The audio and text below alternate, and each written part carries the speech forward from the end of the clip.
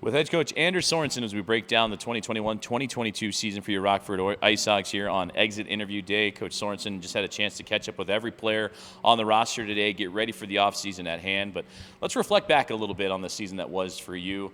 We started at the very beginning, 6 games into the year, promotion, associate head coach to interim head coach, and you take on that role the rest of the way. Embracing that challenge, how do you feel like it went for you? How do you approach it, and how do you reflect on it? I thought it was an interesting season for sure. It was learning a lot, and I think we handled some stuff really good, some stuff we can do better. So over the course of the year, it's you learn a lot, like I said, but overall, good. Well, now moving down the season as we go, those first couple of months, the team trying to find that groove, get their identity. We've talked about it at length numerous times, but it felt like there was a chance for a lot of these young guys, all on the same page, different backgrounds, overseas, college, juniors, so forth. Where do you feel like the biggest step in growth was made for them to come together, galvanize as a group, and have a great second half? Well, I think, like you said, they came together as a group, right? And I think that when you have a melting pot of different players, I think that's a huge part of it. I think a lot of these young guys handled it really well, the ups and downs of the season. It is a long year, and overall, I'm really happy and proud of their development. And development, the name of the game this season for a lot of these young guys, just getting their first full pro season, be it the 72 games, the workload, the grind of a 14-game and 30-day stretch. You name it. Where do you feel the development was made the biggest strides for this team? Was it the work ethic? Was it the on-ice performances? Was it just the becoming a pro lifestyle? Where do you think that first big step was for this group? I think all of the above, right? Like all the things you mentioned. But I think as a group, the product, they played well as a five-man unit all over the ice, and I think that the structure that they were able to play with and follow, and it was really good. But overall, like your individual development, you saw a lot of these guys take big steps forward. Well, diving into some of those big guys, you got to look at the leading scorer for your team and leading rookie as well, Lucas Reichel.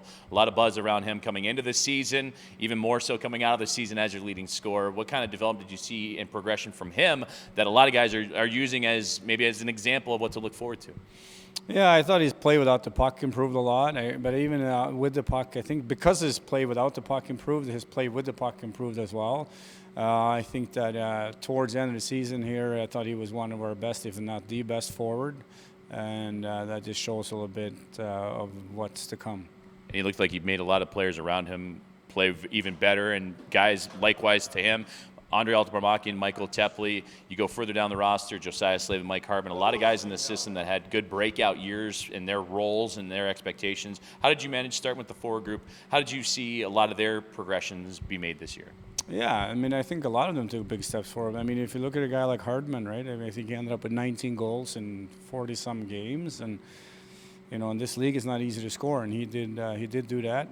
Barrett ended up with 14 goals, and this league it's getting hard to score. Slavin, I thought, was fantastic for us. You're just everywhere on both ends of the puck. I think his offensive game really took off as well. Alti and Teps, they were good. I think they made some big strides in their development, and I think that line had some chemistry. Carson Gisevic had a really good season. So a lot of guys took big steps forward here. On the back line for your IceHogs, pretty much everybody spent time with the Chicago Blackhawks in some capacity this year, and led by a veteran back there too in Ryan Stanton. That seems to be where a lot of the most competition came from in terms of who could possibly get the next call up to the National Hockey League. Where did you see that progression and growth happen? Because there was a lot of guys playing in their first full years, first pro games, so on and so forth, and it seemed like that was an opportunity for, in terms of development, for the biggest ground to be gained. Yeah, there was some internal competition there, and I think it was good for them. We were fortunate. Everybody stayed healthy most of the year, right? So it's not normal when you go through the season, but they all stayed healthy and they all made progress in their game. And I think that again, what to come with some of these young guys, it's an exciting time. And then going all the way to the goaltenders, you got Cale Morris, Colin Delia, Arvid Soderblom, Tom Aubrin, Malcolm Subban at the beginning of the year. Quite a few guys in different places of their career, but all looking to achieve the same goal. Let's start with Arvid, your co-MVP of the season. for him to jump in first, season in North America to play as much as he did, most he's ever played in his career, probably the most shots and saves he's ever had to make in his career too. For a guy that's knocking on the door on NHL opportunities, I feel like this was a good stepping stone for him. Oh yeah, I mean, yeah, very very impressed with him from day one till where he finished the season. His curve, his development curve, the way he was able to handle things, the workload he handled, and he just really really good things ahead in the future for him. In your meetings today, whether it was a collective message for everybody or maybe more to some than others, what was the mindset for you and the coaching staff and what you shared with these guys? What are you looking forward to from this group, a core group that could very well easily return next season? What's that next step? What are you challenging these guys to become here in the summer? Well, I mean, our job here is to prepare them to play in the NHL, right? So we talk a lot with them about what type of player you're going to be in the NHL, what's going to get you there, how you're going to prepare to get there. So I think that was the biggest message, and just trying to identify different areas they need to improve on and different roles that they can play in the NHL to be a factor. Well, it's exciting times to be an IceHogs fan, certainly, and especially in the Chicago Blackhawks family. And I want to kind of turn it back on you and hear what your summer has in store. The interim tag is on, but is there any conversations going on? What does your summer hold for Anders Sorensen and your approach going into the offseason and a new year on the horizon? Well, I know I have a father and daughter dance on Friday with my youngest daughter, so that will be the first thing I do. That's of importance. And then I'm sure I will talk to management down the road here about what their thoughts are and plans are, and then we'll take it from there. Practicing the waltz in the living room, getting your tap dancing shoes ready to go. What are you doing? It's Hawaii night, so I got to bring that. I got to bring the Hawaii shirt out, and I'm pretty excited about it.